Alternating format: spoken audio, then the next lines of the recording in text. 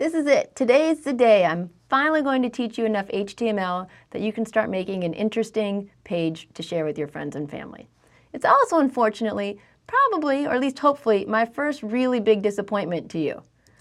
And the reason is, I need to just break it to you right away that I can't teach you all of the HTML5 tags. I can't teach them all to you, and you don't want me to teach you all of the tags. It would be incredibly boring for me to list them all off to you.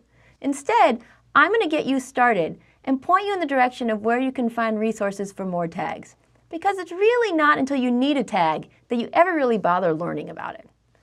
Every tag has a beginning and an end. So right here, I'm using what's called an H1 tag or a heading tag to encase the words hello world. The first H1 is my start tag. It just shows the simple tag that I want inside brackets.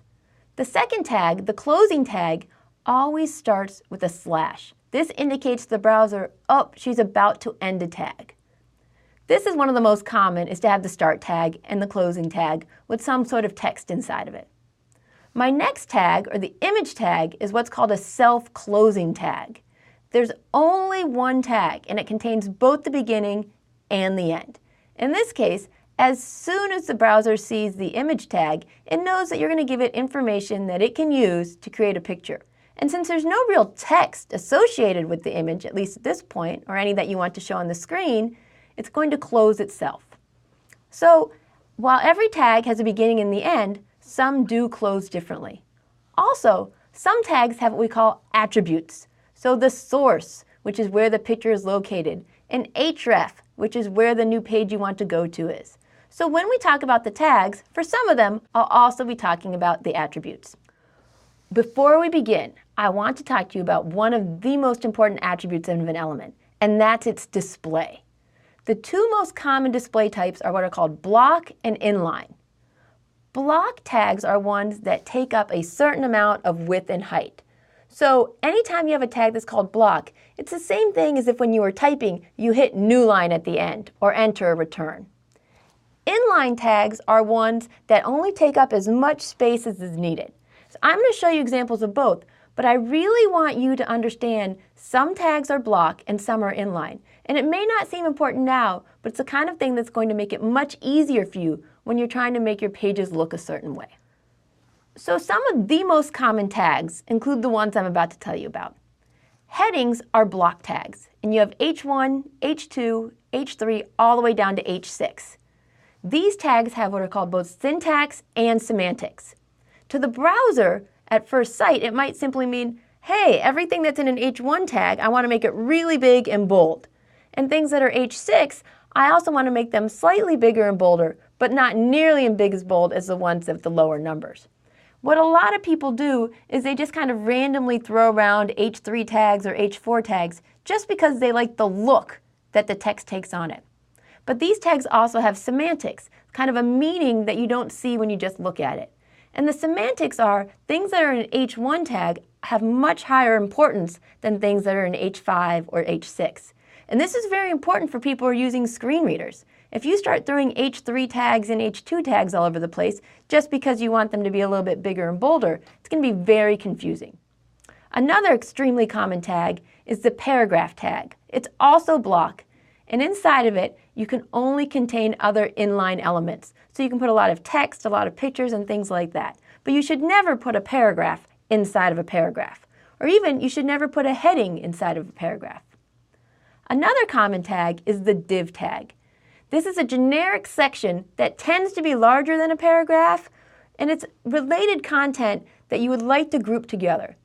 Divs used to be the most popular tag. You would use a div for everything. The problem with divs is that there's really no semantic meaning behind a div. If you put a lot of them to your page, you're not giving your readers or users any extra information to let them know that this is a footer or a header or something along that line. Two additional tags that you'll find you use a lot are the list tags. If you put in the tag OL, that stands for an ordered list. By default, it's going to put each list item as 1, 2, 3, etc. You need to make sure that you end each of your list items before you start the next one. And you need to make sure that you've ended all your list items before you end your ordered list. The unordered list is very similar, only instead of using numbers, you'll use special symbols, perhaps the circle or the small square, depending upon your browser. Now, later when we talk about attributes, I'll mention that you can go ahead and change your ordered list so that instead of being regular numbers, you're using Roman numerals or uppercase letters or lowercase letters. But by default, these are just going to either be a 1, 2, 3, 4, etc., or some sort of little disk. Finally, one more tag that I know you're going to see a lot of is the line break tag. Line break is simply a BR, stands for line break, and this is a self-closing tag. Now, one of the things that's very important that I tell you is when you're typing your code, you can put as many line breaks in your code as you want. Enter, enter, enter, enter, enter. But the browser ignores all of it. The browser is not going to put something on a new line unless it runs out of space or it specifically sees the BR tag. So I mentioned before with the lists that tags can have attributes. Attributes provide additional information about an element. Sometimes they're absolutely necessary, sometimes they're just supplemental. The important thing to remember is that attributes are always specified in the start tag in the beginning. And attributes come in a name-value pair. So let's go ahead and look at a tag that needs attributes in order to work. I'm going to use the image tag as an example. Images are inline, which means you can actually put many images next to each other. And in order for an image tag to work, you pretty much need to tell the computer what picture it is you want it to show. So in this case, the source attribute indicates to the browser that the picture you want to show is called mypicture.jpg. Always notice that, again, it's a name-value pair. So the name of the attribute is source, and the value always goes in double quotes, and in this case is mypicture.jpg. Many people will just end right there, but I don't want you to do that. Images should also always include an alt attribute. Alt stands for alternative text, and this is what's going to show up to somebody who's using a screen reader, or even if the picture is missing for some reason because you misnamed your file. This will allow, if you have the little broken picture, some sort of text to show up to help people realize what it is you're trying to show. So in this case, I have one tag, which you can tell because of the bracket, and two attributes, source and alt. Now, speaking of images, there's a few things I want to mention to you. Images rarely work the first time you use them. They're either going to show a broken link because you wrote the wrong file name or you forgot to upload it or it's not in the right file, or the picture is going to be too big or too small or something like that. Unless you have the broken link and you're just worried about the appearance, I want you to just let it go for right now. What we care about right now is that you can get tags to work. We're going to worry about appearance later. So if you really have your heart set on making things look a certain way, then make sure that you open up the picture in some sort of editor and save it to exactly the size you want, and give it a really good name. It's very frustrating to work on your web page when all of your files are named image_02586. Here's an example for you of one image tag with multiple attributes. I have the image tag followed by source, logo.jpg. I have the alternative text, which is info for the screen readers and broken links. I include a title attribute, which will often display when you hover over the image. And then I also have a class attribute, which might indicate extra formatting, such as the height, the width, the position, etc. As you learn more and more tags, you're going to learn that they have specific attributes. It makes no sense for an image to also include some sort of href. It makes no sense for a link to include other attributes.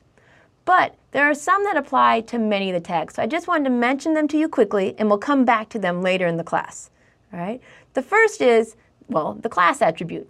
What it does is it applies special properties to groups of elements. We'll use that later when we want to say, hey, we want to style all these pictures perhaps as thumbnails. IDs specify a very unique ID to just a single element on the page. And you're going to want to do this if you want to link back to it, if later you want to apply JavaScript to it. But ID says, hey, this is a special part of the page, you're not going to find anything else like it. Style is an attribute that used to be very widely used. Style lets you apply visual style, so you could put in special colors or spacing and things like that. The next one is called access key, and an access key is very important for accessibility. It allows a shortcut key to kind of activate or put into focus an element. So maybe you have a big page and you have a form or something along it, and you want someone to be able to quickly get to a certain part of your page, you can give them an access key.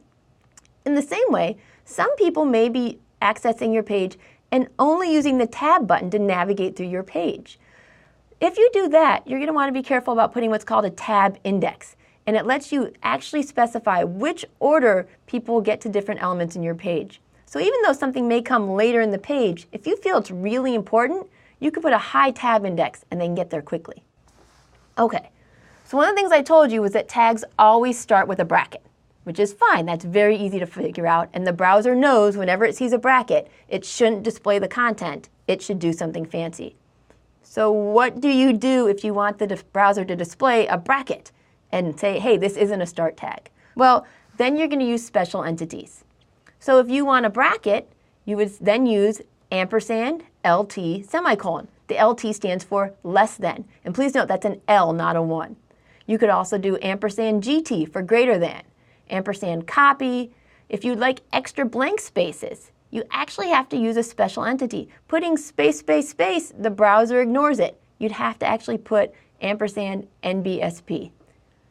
Again, if you want the cent, all right, well, what if you actually want an ampersand? Well, in that case, we even have a special entity for that, which is ampersand amp. So we've gone through a number of tags today, and you're going to learn more and more tags and probably use cheat sheets and go online to find a bunch of different tags you want to use. So the important thing that I want you to know is, how do you know the difference between a tag and an attribute? And the key is to look for those brackets. Also, you're going to want to make sure that you know which two symbols end a self-closing tag. All right? Don't forget, that's where you have the / in the closing bracket. These are the kind of things that can really mess up your code when you try to validate it later. And so being cognizant of these ideas in the beginning will really help you write much cleaner code.